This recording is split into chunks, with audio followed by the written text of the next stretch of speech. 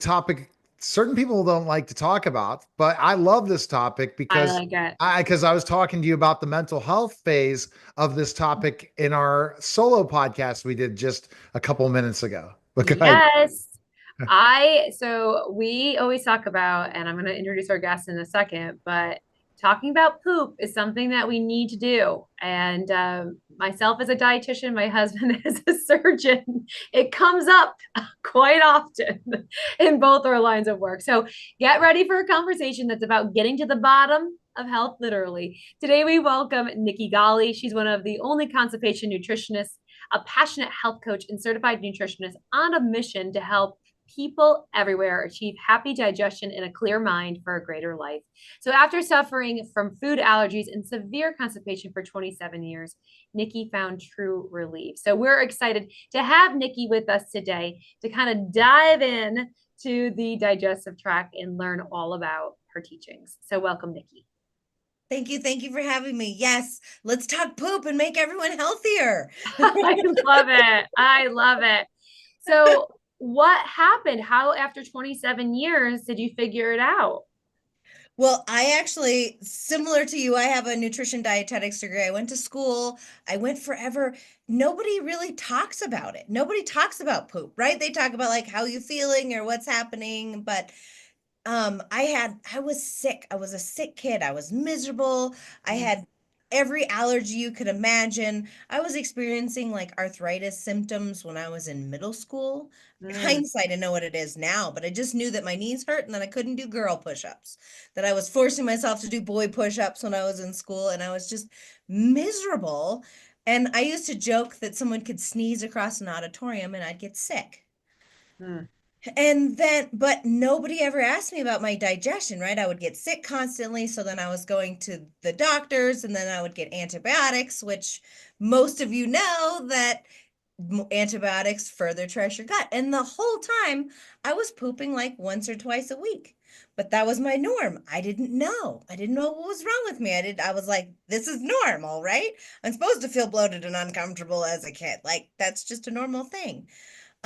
It wasn't until I got finished my nutrition degree, I actually worked in a supplement store for many years, but I actually took a test and it was with Dr. Diadamo, and he was doing an eat right. He's the guy who wrote Eat Right for Your Blood Type. He Okay. was doing a kind of a test, just kind of a testing things out. Um, and the clinician said, "Did you know there's a really high likelihood that you have a food allergy?" And I was like, no. Like, what do you mean? And I cut the food out. It was dairy. And I don't know how much you talk about dairy, but it was definitely a nemesis of mine for a long time. Cut it out, and it was like the skies opened up. It was like, wow, I started going to the bathroom every day. I started feeling so much better. Spring came around, and allergies didn't like make me miserable. Like this time of year would have been, I would be awful. And having all the symptoms, like the itchy, watery eyes, runny nose, sneezing constantly, was like none of those kind of happened. And was like, okay, we need to talk about this more. Like, how many people are talking about poop? Nobody. Like, let's kind of jump headfirst into this and become the poop lady, which my poor husband has to deal with. Oh, I love it. So So valuable. I was, if you want to say fortunate or unfortunate or fortunate, I don't know either way you want to say it, but my daughter at 5 years old was diagnosed with SIBO, small intestine bacterial overgrowth. And Yeah. it actually displayed as a lactose intolerance prior to her getting diagnosed.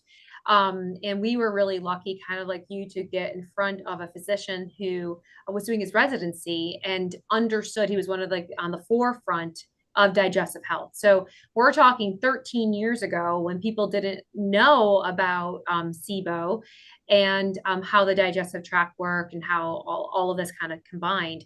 So from there, I just got so excited about digestive health and have been able to learn. And so it's crazy. Neil and I were just talking prior to this podcast about its connection between mental health and how if your gut bacteria isn't in the right proportion and or if you're experiencing this, of how it can really interfere with all different aspects, like you're saying, from getting sick more often, brain fog, even into the mental health capacity. So Yeah. I just, it's such a cool topic.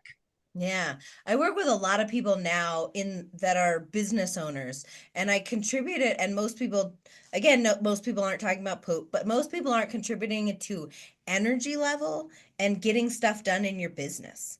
Like so often, I'll have people that are kind of stuck in their business, sluggish, nothing's really working, they're not making the money they want, that kind of thing. And I work with a lot of women business owners, and I'm like, okay, so like let me ask you a question that no one else is asking you. Like where else are you stuck in your life? Like how's your digestion? How are you pooping? Like Yeah. and it is shocking because what is happening on the inside is obvious typically happening on the outside too. So if you're stuck and it directly correlates to your brain, you're like your second gut or your second brain is your gut, right? So really if you're not digesting properly, you're not feeling good, it's going to affect what's going on in your head. You're just not there. You're not firing on all cylinders, as they say. So it makes a We were huge literally just talking about this. And so I think the work that you're doing is so necessary. And I wish more people were trying to educate them as much as possible. On our worksite wellness app, there's actually a poop emoji so that people can track their poop. I know, Neil. Yeah, like it's for real. But it's funny because some business owners are like, can you take that off? And I'm like, sure, we actually can, but they don't want to talk about it. They're very uncomfortable talking about this topic. And it's so relevant to your health. right. That's the crazy part is people are like, oh, it's such a taboo, it's such a weird thing. It didn't always used to be that way. Obviously, I've been kind of in this realm for a long time, so doing some research, it wasn't until we started pooping in a closet, hiding away, that it wasn't a common thing. Like, granted, I poop is still gross. Like, I'm not gonna, yes, like I'm not saying to touch it or do anything else with it, right? But to have it a conversation, actually have people talk about it because it shouldn't be that taboo. If it's so taboo, that's why potty training is so much harder with people. That's why there's so many things because nobody talks about it. It's Mhm. something that is hidden in a closet. But if you just had that conversation, like, okay, just pay attention to what's coming out of your body because it's a symptom, it's just a symptom.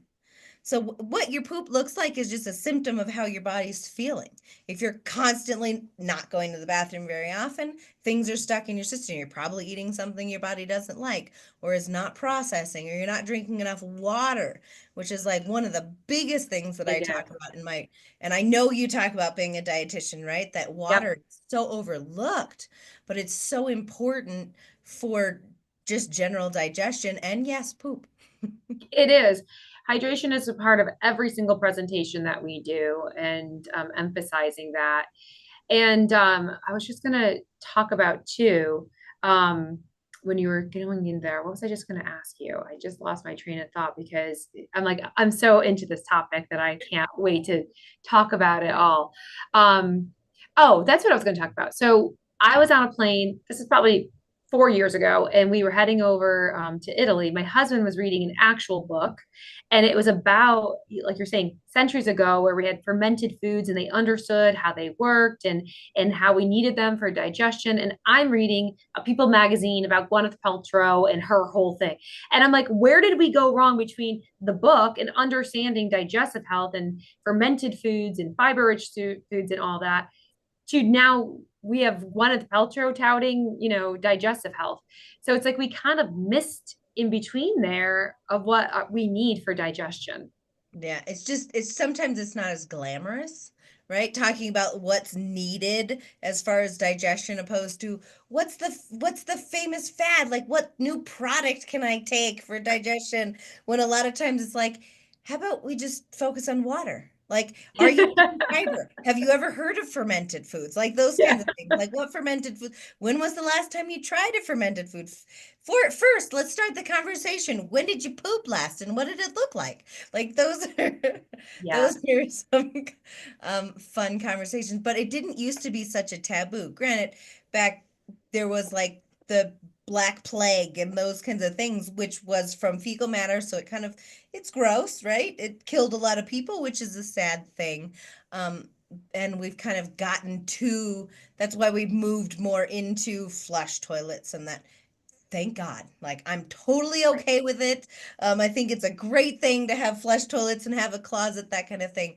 But I think when we went too far into the Victorian era, that it was a complete taboo and nobody poops. Yeah. To like, okay, you have to poop or you're gonna die. Like those, like, we don't have to like talk about it at every dinner conversation, but we Right. need to bring it back up so people know that it's important. So, Neil, did you know there's now a new treatment for a severe IBS and things like this that No, is taking fecal matter that you actually, it's called a fecal transplant. So Mhm. you can use a healthy person's poop to actually fix your own digestive tract. oh my Yep. goodness. I It did not sounds know that. well, it sounds disgusting, but if you think about it, when a dog or something has their digestive tract is off, you'll see them eating poop. And it's to get that bacteria. I know believe me.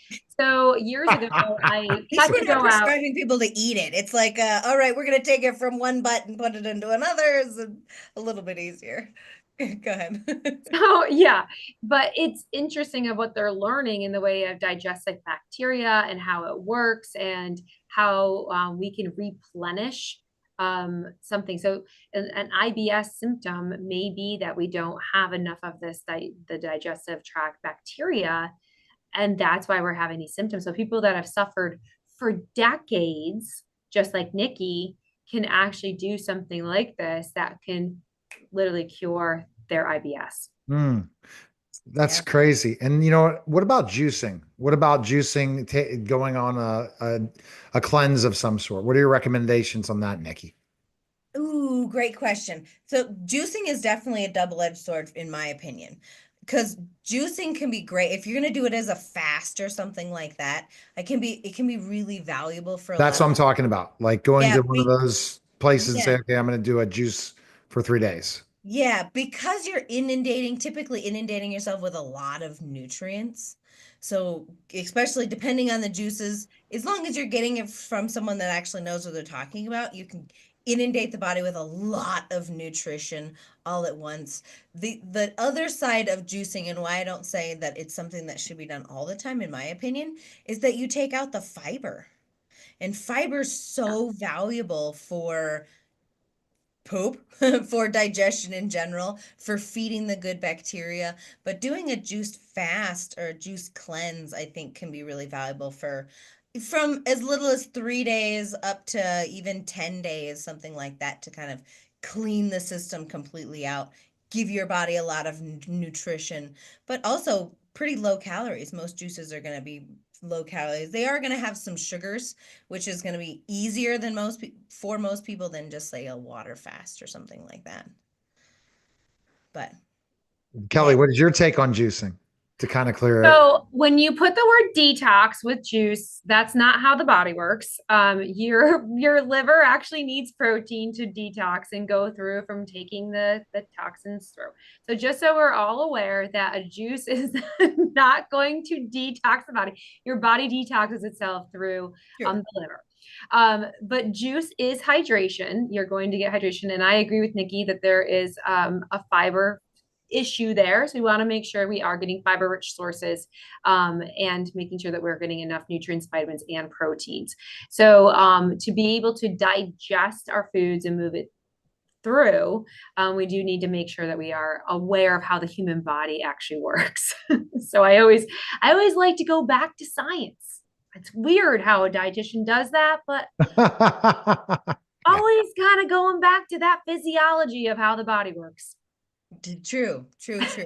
I 100% get that. Yes. And the detox, everything goes through your liver, right? Yep. In anything in nutrition, we know that the liver is like the most important organ of the body because it does so much nutritionally. Yep. Um, and that's super valuable. What I was going with the detox part is if you get enough of the right nutrients in, you can get your body enough of the vitamins and minerals that are needed to finish out those detox pathways in the liver is where I was going with it. But yeah. I just It's think fun talking to someone that is I know. educated as Well, me. People aren't. So. it's interesting because we hear that word detox associated with these fasts, and so that's why I want to debunk that. That's something that I just want to put it out there that your body is responsible for detoxing. There's not one supplement or thing that's going to detox the body. Does that make sense, Neil? 100%. It totally does. And, I guess I'm just bringing that up just because I want to, in a way, so that by juicing for 3 days, Kelly, that will kind of help you get back, lose a couple pounds, maybe, and also make you healthy doing a juice sometimes, right? How Well, many and even juices do you? just this week, we had this incredible lady. She came on TV with me. She does mocktails, and she does it with whole foods and juicing, and makes these delicious cocktails. We had this one with, it was like cucumber and basil, and I mean, it was like absolutely delicious. And she's getting away from alcohol, which alcohol can damage your liver. So this is where thinking about things that kind of on a larger standpoint is, as Nikki's talking about with digestion and gut bacteria, of what we can do to actually help our digestive tract. And I, believe me, I love, it's a Friday night right now. I know it's probably going to air a different time, and I'm probably going to have a few cocktails tonight. So I'm not saying I'm totally 100% good all the time, but these are great ways to incorporate, I think, some fun, topics and flavors, and getting away from a little bit more of that alcohol. Awesome. I have something on that everyone's like, oh, they're like, if you're eating a donut or something, oh, I could have blackmailed you this. I'm like, you know what? I think every food, including alcohol, including things, can fit in a healthy diet. Me too. Like that's one thing that I was like, yeah, blackmail me. Like, let's talk about this. Like, it is not a blackmail thing at all. No. This is actually really valuable conversation because every food, even if it's quote unquote bad food, can fit into a healthy diet as long as it's not on the regular. Like that's something you do every once in a while or something like that. You have a party or enjoy a Friday night cocktail. Like those things are all perfectly fit into a healthy, well-balanced, dietitian approved lifestyle. And person, right? So that's where I 100% agree with you. And I think that socialization is also a big piece of health. Yeah. Yeah. I mean, that's a big piece. I mean, talk about mental health. You said you were talking about that before, but mental health, if you demonize anything that you eat, it's going to have poor I mean, you're just going to think about things wrong, or you're going to beat yourself up or be just not comfortable with whatever you're doing. Like I think that's more important, is to go, hey, I'm going to do this and I want to be I'm going to eat these cookies. Like it's Easter or around Easter, right? Depending on when this airs. Like that's a thing. Everyone has sugar. Like that's okay. Like, but know that the more sugar you eat, the more it crashes your immune system. And it's going to make you not feel good either. Right. It's interesting. I'm so glad you brought up this topic. So just recently, in the last week or so, it was announced that Weight Watchers was going bankrupt. And I thought that was very interesting, but I use the analogy a lot to say, please don't save all your points like the old Weight Watchers way and then eat the chocolate cake. Make sure that you're getting the protein and fiber. Make sure you're getting the hydration. You can still have a piece of chocolate cake, but if you're saving all day just to eat that, your brain is there that you're not getting your body what it needs. And so I think that, getting away, and it's interesting that they did go bankrupt because that was the mentality. And it really led into negative talk. It led into yo-yo dieting. It led into a lot of deficiencies and a lot of constipation and digestive stress. Definitely. And yeah, I was like, there are some positives in the Weight Watchers, like, hey, doing some points or having low points being fruits and vegetables, like, great, eat lots of those. Like, yes, please. Yeah. But yeah, when you said that, when it made people do a lot of not eating so they could be bad, but still be under their point things, which could be really detrimental to the health overall. Oh, totally. Okay. So what recommendations we're talking poop today? What, like, I know you're going to have us take the poop test, which is on your website, but let's think about specifically enough what is not considered good poop versus bad poop. Oh How yeah. can you tell? Like, I mean, Great going question. to the bathroom, how many times a day should you go? Or a week? What is bad versus good? Huh? Right? Okay. Well, so I'll just start with ideal. Like ideal what you want. And I always say sorry for the mental picture in advance for all of you Okay. people that love ice cream. But the best poop is like soft serve ice cream. Easy, doesn't strain, doesn't fall apart. It's like one solid log, done with the bathroom, move on. Ideally, that should happen between 1 to 3 times a day. They say a lot of people like ideally would be three. Majority of people don't achieve three and they can still be really healthy. But where I think doctors go, oh, you can poop twice a week and be healthy. I don't think they're educated enough on Wow. So, digestion. so there are doctors doing that, saying that. Oh yeah. Oh yeah. It Go so, ahead. There are some, so but again, doctors don't have the education in nutrition. I wish they did, but they just have so much that they have to do to become a doctor and go into They, food. they, they don't have no excuses anymore because no, it's yeah. okay. So I talk about this too. I just was with a doctor on Saturday night and I was talking to her. She refers to us and I said, I'm so glad you refer. And she's like, we don't have the time. We don't, Yeah, she goes, we don't have the education. Number one, she admitted, she goes, we don't have the education and we don't have the time. And I said, I know, because I'm able to spend 12 hours with somebody just talking about nutrition, just talking about these types of things. A doctor doesn't have that kind of time. They have to get through and do what they are good with, and that's the medical side. And we are there to be there for the nutrition, the education, and to be able to look at these types of things and have these conversations. right. And most doctors don't have the time to talk preventative medicine. And they see someone every 6 months. That's not enough to like, oh, you need to drink more water and eat more vegetables. I'll see you in December.